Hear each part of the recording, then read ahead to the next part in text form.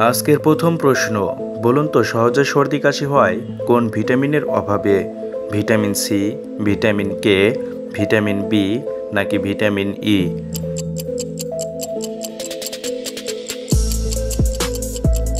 এখানে সঠিক উত্তরটি হবে ভিটামিন সি। এবার বলুন তো রক্তের কোন কণিকা বৃদ্ধি পেলে ব্লাড ক্যান্সার হয়? সব কণিকা, শ্বেত কণিকা, কোনো কণিকায় নয় নাকি লোহিত কণিকা?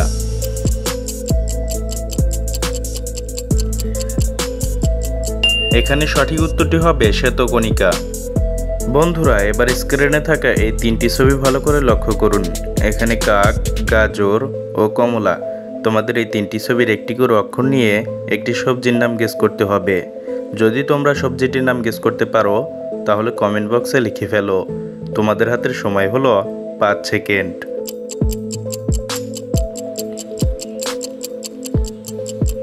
কি বন্ধুরা, তোমরা কি সবজিটির নাম গেস করতে পারলে? যদি পেরে থাকো তাহলে ভিডিওটিতে একটি লাইক করে দাও, আর যারা পারোনি তাদেরকে আমি বলে দিচ্ছি, এখানে সবজিটি হবে করলা। প্রতিদিন এরকম ভিডিও দেখার জন্য আমাদের চ্যানেলটি সাবস্ক্রাইব করুন। এবার বলুন তো মাছ খাওয়ার পর দুধ খেলে কি ক্ষতি হয়? কোষ্ঠকাঠিন্য, অ্যালার্জি, পেট ব্যথা নাকি jaundice?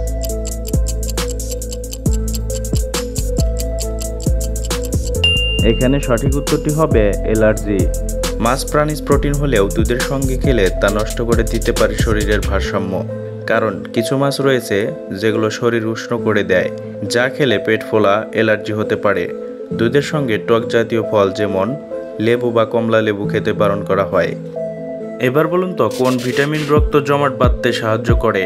Vitamin B, vitamin C, vitamin A নাকি ভিটামিন কে?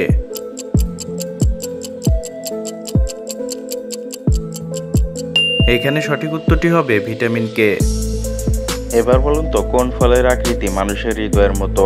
পেঁপে, তরমুজ, স্ট্রবেরি নাকি খেজুর?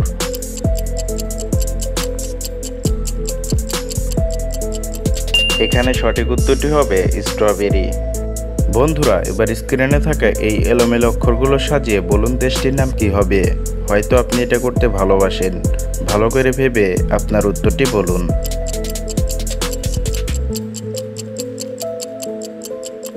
এখানে অক্ষরগুলো সাজিয়ে দেশটি হবে কানাডা।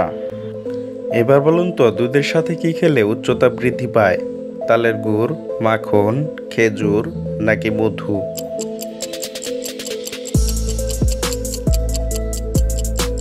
এখানে সঠিক উত্তরটি হবে তালের গুড়। দুধের সঙ্গে তালের গুড় মিশিয়ে খালি পেটে খেলে দুধের কার্যকারিতা 10 গুণ বৃদ্ধি পায়। এই মিশ্রণটি খেলে সবগুলো পুষ্টি উপাদান সহজেই শুষে নিতে পারে আমাদের দেহ।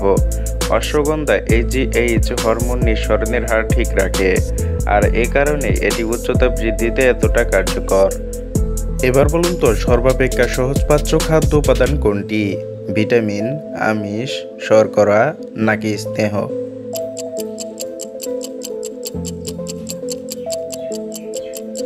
এখানে সঠিক উত্তরটি হবে শর্করা। এবার বলুন তো সুষম খাদ্য পিরামিডের শীর্ষে কোন খাদ্য থাকে? আমিষ, শর্করা, ভিটামিন নাকি স্নেহ?